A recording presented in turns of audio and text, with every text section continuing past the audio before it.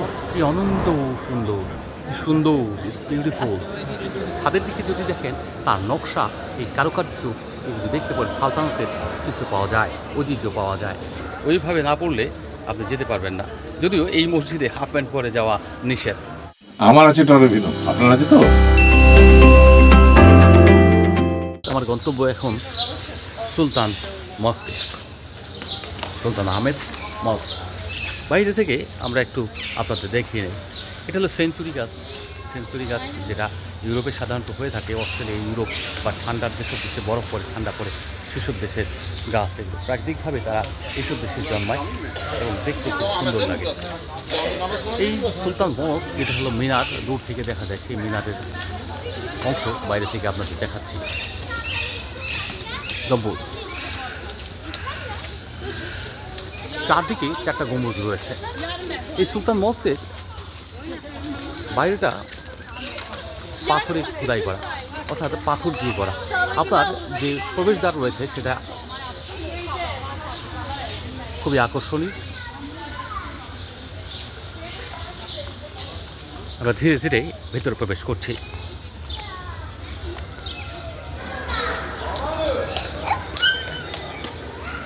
Grand সুলতান মস্ক ভেতরের অংশ, এবং এরপরে যে উন্মুক্ত অংশ রয়েছে, সেই উন্মুক্ত অংশের পরবর্তীতে ভিতরে আরও একটি অংশ আপনারা দেখতে পাবেন।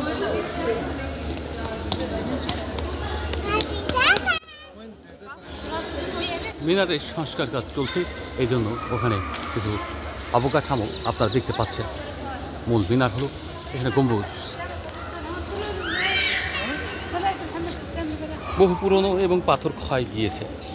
এই ক্ষয় যাওয়া পাথর দেখলেই বোঝা যায় কত প্রাচীন এই স্থাপত্য এবং কত মজবুত, কত দৃঢ়, কত শক্তিশালী।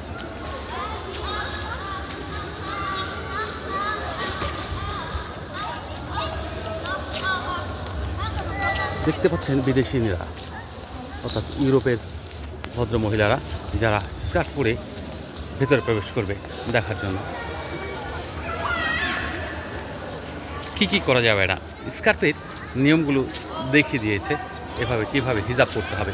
হিজাবের ওইভাবে না পড়লে আপনি যেতে পারবেন না। যদিও এই মসজিদে হাফ প্যান্ট পরে যাওয়া নিষেধ, কিন্তু সোফিয়া, আয়া সোফিয়াতে আপনার হাফ প্যান্ট পরে কিন্তু যেতে পারবেন, সেখানে এই নিষেধাজ্ঞা বলবৎ করা হয়নি। মজার ব্যাপার হলো স্কার্ফ এই সংস্কৃতিটা আরবি একটা সংস্কৃতি, যে সংস্কৃতিতে আপনার ইহুদিরাদেরও পড়তে দেখেছি, আমেরিকায় নন মুসলিমদের পড়তে দেখেছি, খ্রিস্টানদের পড়তে দেখেছি। আমরা ভেতরে প্রবেশ করার জন্য এগিয়ে যাচ্ছি।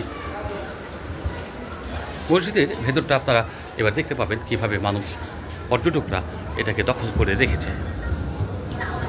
তাতে কারো কোনো সমস্যা হয়েছে বলে এখন পর্যন্ত শুনিনি। সমস্যা হলে এখানে নিরাপত্তা কর্মী যারা রয়েছেন তারাই দেখতেন। প্রত্যেকটা দেখুন, মুসলিম, নন মুসলিম সব ধরনের মানুষই কিন্তু এখানে উপভোগ করছেন।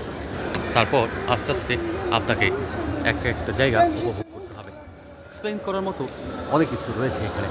আপনার উপরে ছাদের দিকে যদি দেখেন তার নকশা, এই কারুকার্য, এগুলো দেখলে পরে সালতানাতের চিত্র পাওয়া যায়, ঐতিহ্য পাওয়া যায়। আপনার এই যে পিলার রয়েছে, এই পিলারের গম্বুজটা এত মোটা, প্রশস্ত যে এখানে এইটা তৈরি করতেই বহু শ্রম, ঘাম আর অর্থের ব্যয় করতে হয়েছে।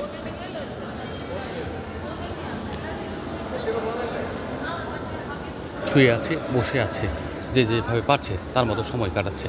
অর্থাৎ দেশি বিদেশি সব মানুষই কিন্তু এখানে আসছেন এবং তারা তাদের মতো করে সময় উপভোগ করছেন। দেখছেন স্থাপত্য শৈলী। ওহ, কি অনন্ত সুন্দর, কি সুন্দর, ইটস বিউটিফুল। এসব এলাকায় এলে ছবি না তুলে আপনি যেতেই পারবেন না। এত আকর্ষণ এই মসজিদগুলোর স্থাপত্য শৈলীর, আপনাকে এখানে অনেকক্ষণ আটকে রাখবে। শুধু দেখুন, এই স্থাপত্য সৌন্দর্য দেখার জন্য স্কার্ফ পরতেও কিন্তু তারা দ্বিধা করেনি। ইউরোপ থেকে আসা এসব লোক, আপনাদের কোনো একটা জায়গায় বেশিক্ষণ মানুষকে দেখাতে পারছি না, কারণ হলো আপনার তারা আপত্তি করতে পারেন। তাই মুভিংয়ের ওপরেই যতটা পারা যাচ্ছে সেভাবে আপনাদেরকে মানুষের গতিবিধি এবং সৌন্দর্য দেখাচ্ছি। স্থাপত্যগুলো অনেকক্ষণ ধরেই আপনাদের দেখাতে পারবো, এতে কোনো আপত্তি নেই। কিন্তু নানা দেশের নানা মানুষ যে এখানে আসছে, নারী পুরুষ নির্বিশেষে, কোনো ধর্ম নেই, বিভেদ নেই, সব মানুষের প্রবেশাধিকার রয়েছে। তারা সবাই আসছেন, সবাই দেখছেন, উপভোগ করছেন গ্যালারির মতো। এত সুন্দর একটা জায়গা না দেখলে আসলেই অপূর্ণ থেকে যায়। জীবনের অনেক কিছু আমাদের দেখা হয় না, কিন্তু আমরা যদি একটু গুছিয়ে একটু বেড়াতে আসি এবং এই ইস্তাম্বুল বা কিছু নির্দিষ্ট জায়গায় বেছে বেছে কিছু জায়গায় আমরা যেতে পারি, সেই স্থাপত্য শৈলী কিংবা জীবনযাত্রা, মানুষের ওঠা বসা, মানুষের কর্ম, মানুষের চলাফেরা সব কিছু আমরা যদি দেখতে পাই, জীবনযাপন দেখতে পাই, তাহলে আমাদের জীবনে অনেক পরিবর্তন নিয়ে আসবে।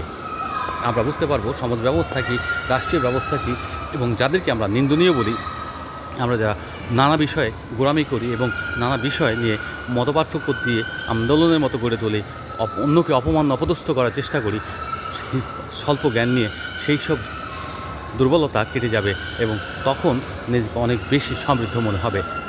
চলুন আমরা বিভিন্ন দেশ দেখি, বিভিন্ন জায়গা ঘুরি, মুসলমান স্থাপত্য দেখি, মুসলমানদের জায়গাগুলো দেখি, মসজিদগুলো দেখি এবং তাদের সংস্কৃতিগুলো দেখি, তাদের ইসলাম পালনের নিয়মগুলো দেখি। দেখবেন সব কিছু গোড়ামি বা দুর্বলতা যেসব নিয়ে আমরা তর্ক বিতর্ক করি, সেসব চলে যাবে, কেটে যাবে। দর্শক, আমি এখন গ্র্যান্ড সুলতান মসজিদের ভিতরে, যেখানে নামাজ পড়ে সেই জঙ্কুটুকু একটু ঘেরাও করে রাখা হয়েছে এবং বাকি অংশগুলো উন্মুক্ত করে রাখা হয়েছে, যেন নারী পুরুষ নির্বিশেষে, ধর্ম নির্ধর্ম সব ধরনের মানুষ যেন সেটাকে উপভোগ করতে পারে এবং এই স্থাপত্য দেখে তাদের আনন্দ দিয়ে ঘরে ফিরতে পারে, সেই ব্যবস্থা রাখা হয়েছে। বাচ্চারা, যদিও নামাজের স্থানটুকুতে বাচ্চারা কিংবা পুরুষ মানুষ প্রবেশ করতে কোনো বাধা নেই, তারা প্রবেশ করছে এবং তারা বেশ সুন্দর, কেউ কেউ নামাজ পড়ছে, কেউ নামাজ ছাড়াই শুধু ঘুরে ঘুরে স্থাপত্য ছবি তুলে তারা আবার ফিরে যাচ্ছেন। আমি এই জায়গায় 2 রাকাত নামাজ পড়ে আদায় করি, কারণ এটা একটা শখ, এটা করতে পারাটাও একটা সৌভাগ্য মনে করি। কারণ এইসব স্থাপত্যে আমাদের সবসময় আসা হবে না, এরকম মসজিদে আমাদের সবসময় প্রবেশ করার সুযোগ হবে না। তাই আমরা এই সুন্দর জায়গায় প্রার্থনা করে বিদায় নিতে পারি। টরেভিনোর পরিশোধিত পানি বুয়েট পরীক্ষিত, যা জাপানের নাম্বার 1 ব্র্যান্ড, 40টি দেশের 30 কোটিরও বেশি মানুষের আস্থার প্রতীক। পানির ডাক্তার টরেভিনো।